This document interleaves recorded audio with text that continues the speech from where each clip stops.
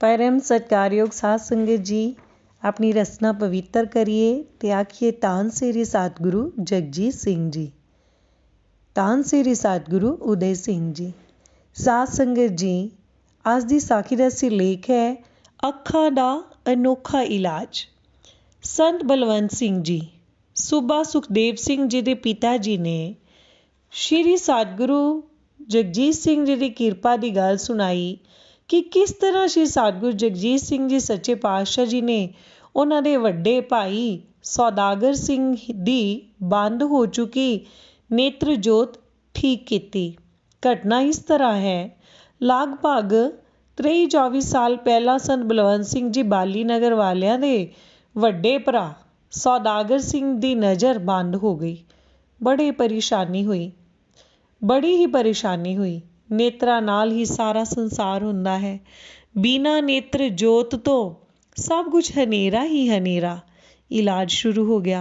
वड्डे हस्पताल सफदरजंग हस्पताल दे चंगे अते माहिर डॉक्टरां पासों भी अखां चैक करवाइयां कि की कारण है जिस नाल दिसना बंद हो गया है। डॉक्टरां ने पूरी कोशिश की, सारे चैकअप किते अते दस्सिया कि सौदागर सिंह दी नज़र सदा लई बंद हो गई है अते यह हुण ठीक नहीं हो सकती। शायद कोई गलत दवाई खाधी गई है, पर निर्णय यह है कि शरीर नूं होर भी नुकसान तो हो सकता है, पर नज़र मुड़ वापस नहीं आ सकती। सारे बहुत परेशान हुए, किसी पास्यों आस ना दिसदी सी।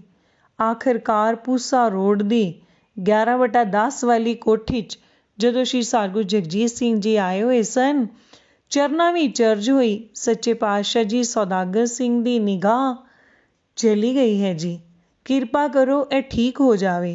डॉक्टर ने जवाब दे दिता है जी, हुण आप जी दा ही आसरा है, किरपा होवे। बचन होया 3-4 फुट गहरी जमीन खोद के उत्थों मिट्टी लैके कोरे भांडे विच पा लो अते उस चों गिल्ली मिट्टी लैके सौदागर सिंह दी तौण ते बन्नो। इस तरह लगातार करो। अगर ठंड लगे, उस समय सर्दियों का मौसम सी, तो उपरों दी कंबल लै लो, पर मिट्टी लगाई चलो। जो मिट्टी एक बार वरत लई जावे उसनूं फिर दोबारा नहीं वरतना, वो सुट दिओ अते नवीं मिट्टी रखो। कैसा अजीब इलाज है इस वड्डे वैद दा। 7 बचन कह के इलाज शुरू हो गया। कुछ समय बाद संत सौदागर सिंह जी दे नेत्रा दी जोत मुड़ आई। डॉक्टरां दे सारे टैसट अते निर्णय गलत हो गए।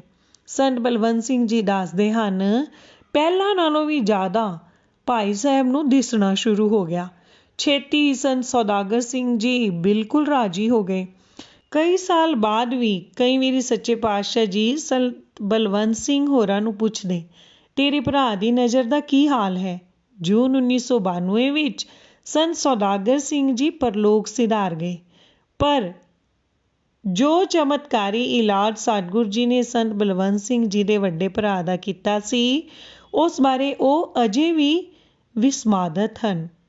साध संगत जी, आप सोचो कि असर 3-4 फुट गहराई चों लई गई मिट्टी विच सी जां श्री सतगुरु जगजीत सिंह जी दे बचनां विच। धन श्री सतगुरु जगजीत सिंह जी। एक होर साखी है जिसका सिरलेख है जख्म ठीक। सरस्वती मार्ग बिडनपुरा करोलबाग विखे टैलीविजन सर्विस सेंटर के मालक हैं संत रमणीक सिंह जी। वीडियोकॉन टैलीविजन की एजेंसी है इन्हां पास। होर भी श्री सतगुरु जी की किरपा नाल कई कामकार चलते हैं, जिवें हाईमैक अते गोल्ड स्टार इंडस्ट्रीज़ आदि। लगभग 6.5 फुट उच्चा कद, मिठा बोलबाणी अति निमरता भरिया विहार है संत जी का, जो सब नूं बदो-बदी अपने वाल खिंच लैंदा है, मोह लैंदा है। सतगुरु जगजीत सिंह जी की अपार किरपा है इन्हां ते अति संत रमणीक सिंह जी भी पूरी तरह समर्पित हैं अपने सतगुरु जी नूं। पिछोकड़ संतां दा नामधारी नहीं सी। पिता सरदार लाभ सिंह लोपोके अते अटारी दे विचकार एक पिंड है वनीए के, ਉੱਥੇ ਰਹਿੰਦੇ ਹੁੰਦੇ ਸਨ ਅਤੇ ਅਫੀਮ ਅਤੇ ਸ਼ਰਾਬ ਦੇ ਠੇਕਿਆਂ ਦੀ ਦੇਖਭਾਲ ਦਾ ਕੰਮ ਕਰਦੇ ਸਨ। ਪਰਿਵਾਰ 'ਤੇ ਕਿਰਪਾ ਹੋਣੀ ਸੀ। 1954 ਈਸਵੀ ਵਿੱਚ ਉਸ ਪਿੰਡ ਅਟਲ ਪ੍ਰਤਾਪੀ ਸਾਗੂ ਪ੍ਰਤਾਪ ਸਿੰਘ ਜੀ ਦਾ ਦੌਰਾ ਆਇਆ। ਦੌਰਾ ਘੋੜਿਆਂ 'ਤੇ ਸੀ। ਸੰਤ ਰਮਣੀਕ ਸਿੰਘ ਜੀ ਦੀ ਮਾਤਾ ਸਵਰਨ ਕੌਰ ਦੀਵਾਨ ਵਿੱਚ ਸਾਗੂ ਜੀ ਦੇ ਦਰਸ਼ਨ ਕਰਨ ਗਈ। ਉਸਨੇ ਸਾਗੂ ਪ੍ਰਤਾਪ ਸਿੰਘ ਜੀ ਨੂੰ ਘਰ ਚਰਨ ਪਾਉਣ ਦੀ ਅਰਜ਼ ਕੀਤੀ। ਬਸ ਹੋ ਗਈ ਕਿਰਪਾ। ਮਾਤਾ ਸਵਰਨ ਕੌਰ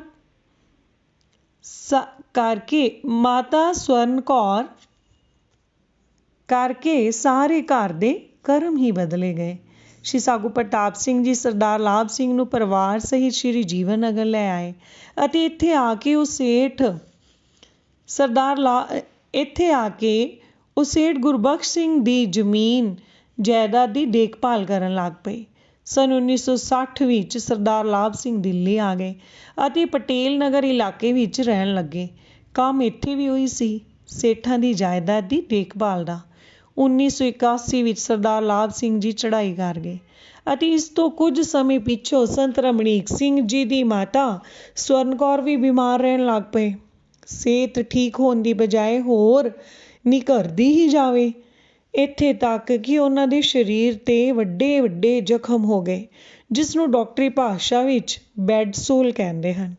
ਬੜਾ ਇਲਾਜ ਕਰਵਾਇਆ ਪਰ ਕੋਈ ਵੀ ਅਸਰ ਹੋਇਆ ਹੀ ਨਾ। ਜ਼ਖਮਾਂ ਕਰਕੇ ਮਾਤਾ ਜੀ ਦਾ ਦੁੱਖ ਬਹੁਤ ਹੀ ਵੱਧ ਗਿਆ। ਮਾਤਾ ਜੀ ਦੀ ਪ੍ਰਤੀਤ ਸਤਿਗੁਰੂ ਜਗਜੀਤ ਸਿੰਘ ਜੀ 'ਤੇ ਵੀ ਬਹੁਤ ਸੀ।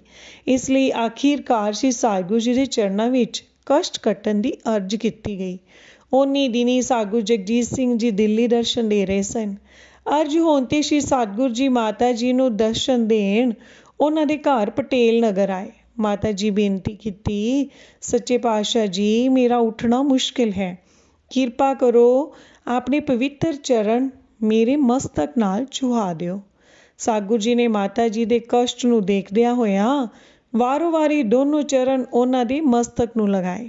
ਸੰਤ ਰਮਣੀਕ ਸਿੰਘ ਜੀ ਦੱਸਦੇ ਹਨ ਕਿ ਉਹਨਾਂ ਦੀ ਮਾਤਾ ਸਵਰਨ ਕੌਰ ਨੂੰ ਇੰਜ ਪ੍ਰਤੀਤ ਹੋਇਆ ਜਿਵੇਂ ਸਰੀਰ ਵਿੱਚ ਬਿਜਲੀ ਦੇ ਕਰੰਟ ਦੀ ਲਹਿਰ ਦੌੜ ਗਈ ਹੋਵੇ।